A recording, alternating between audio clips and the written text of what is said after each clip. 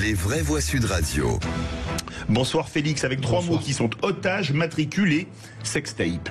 10 Français morts en Israël et 18 portés disparus, dont plusieurs enfants probablement enlevés par le Hamas, annonce la première ministre Elisabeth Borne au Sénat. Le numéro de matricule visible pour les policiers et gendarmes, une obligation en théorie. Le Conseil d'État ordonne au ministère de l'Intérieur de la faire respecter dans les faits. Et puis la vidéo intime avait entraîné la chute d'un ténor de la majorité dans l'affaire Benjamin Griveaux. 6 mois de prison ferme pour l'artiste russe qui avait divulgué les images. Les vraies voix Sud Radio.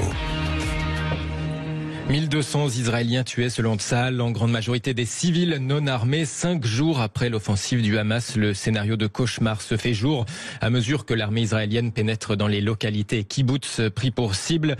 Du côté de Gaza, de nouveau frappé par des raids, les autorités font état désormais de plus d'1 millier de morts. Parmi les disparus de samedi dernier en Israël se trouvent 18 Français, plusieurs enfants probablement enlevés par le Hamas, a indiqué tout à l'heure la première ministre Elisabeth Borne au Sénat. Je veux avoir une pensée particulière pour les victimes françaises et pour nos compatriotes disparus dont la situation est extrêmement préoccupante. Parmi eux, plusieurs enfants, probablement enlevés. Nous sommes en lien constant avec les familles. Je veux adresser toutes mes pensées à la communauté française en Israël qui vit dans l'angoisse. Le centre de crise du Quai d'Orsay et notre ambassade sont pleinement mobilisés pour les accompagner. Par ailleurs, nous travaillons activement aux côtés d'Air France pour que des solutions de retour soient proposées à tous nos ressortissants qui le souhaitent. La première ministre Elisabeth Borne tout à l'heure devant le Sénat. Le président Macron de son côté va réunir demain tous les chefs de parti à l'Elysée. Annonce il y a quelques minutes de la présidence de la République. Et le deuxième mot, matricule. Le Conseil d'État ordonne au ministre de l'Intérieur de faire respecter son obligation pour les policiers et les gendarmes. Oui, ils doivent le porter de façon visible, les policiers et les gendarmes. Le Conseil d'État ordonne au ministère de rendre effective cette obligation faite aux forces de l'ordre de porter un matricule en intervention. Leur RIO, dans le jargon, la haute juridiction administrative, donne désormais 12 mois au ministère de l'Intérieur pour se conformer à cette décision. Ça fait plus de 9 ans d'ailleurs en théorie. Les policiers porteront-ils bientôt des matricules sur leur uniforme ou leur brassard? Manuel Valls, le ministre de l'Intérieur, s'est dit favorable à un moyen d'identifier les agents de police pour éviter des contrôles d'identité abusifs. Un numéro porté à la boutonnière, abandonné en 1984. Et oui, depuis le 1er janvier 2014, policiers et gendarmes sont tenus de le porter en intervention, à quelques exceptions près. Par exemple, les équipes du RAID en sont dispensées évidemment. Matricule censé permettre d'identifier un fonctionnaire, notamment pour les cas de violence évidemment. Vous êtes d'accord avec ça? Pardon de me citer moi-même, il y a quelques jours, rappelez-vous, c'est dans vos mémoires, j'avais évoqué ce qu'avait demandé la rapporteuse au Conseil d'État, qui avait dit la même chose. Vous êtes d'accord? Oui, c'est un serpent de mer qui a alimenté de nombreuses polémiques. Il faut que cela soit respecté, c'est le règlement. Pareil.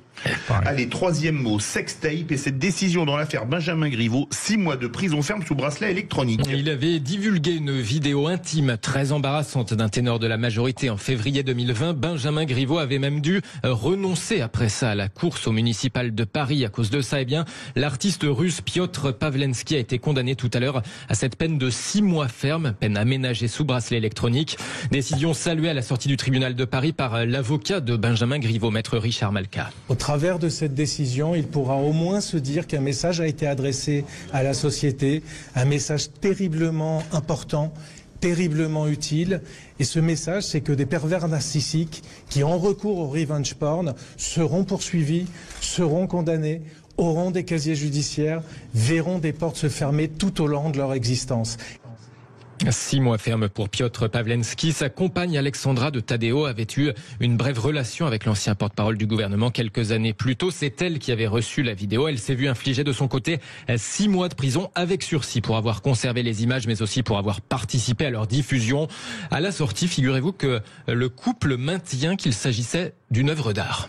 Aujourd'hui, mon œuvre d'art pornopolitique est terminée parce que la condamnation du juge est le dernier point dans mes œuvres d'art. C'est toujours comme ça. C'est pourquoi je ne veux pas faire appel. Beaucoup d'artistes pendant des siècles passés ont été jugés et condamnés. Donc je ne suis pas le premier artiste condamné. et je ne suis pas le dernier. C'est la vie d'artiste. J'attendais que la France soit un peu plus reconnaissante envers Piotr et sa démarche artistique. Pour nos politiques, c'est une œuvre d'art contemporain qui a eu un impact énorme à l'échelle internationale et c'est assez rare en France et ça montre que l'art contemporain n'est pas mort, malgré ce que beaucoup de gens pensent. De l'art contemporain, si ça vous avait échappé, un des propos recueillis par Aurore Mésange et Greg Ozon de l'agence France Presse à la sortie du Palais de Justice de Paris. D'accord. Philippe Bilger, de l'art. Je ne suis pas totalement d'accord avec la tonalité de ce Jean Lassalle slave que j'ai eu du mal à comprendre objectivement, mais il le soutient depuis le début et la peine de 6 mois est probablement liée aussi au comportement très provocateur qu'il a eu à l'audience. C'était quand même de l'art un peu cochon. Ouais. Ah, pas mal. Pas mal. Petit commentaire. On n'a plus envie d'entendre parler d'eux. Ils sont assez grotesques et obscènes. Ouais. Et ça a été un épisode peu reluisant. Pour personne. Oui, moi je pensais plutôt à un Salvador Dali de Carnaval, mais le Jean Lassalle slave était beaucoup plus drôle, donc je laisse le. C'est pas gentil pour Jean Lassalle. Laissez nos vallées pyrénéennes loin de tout ça.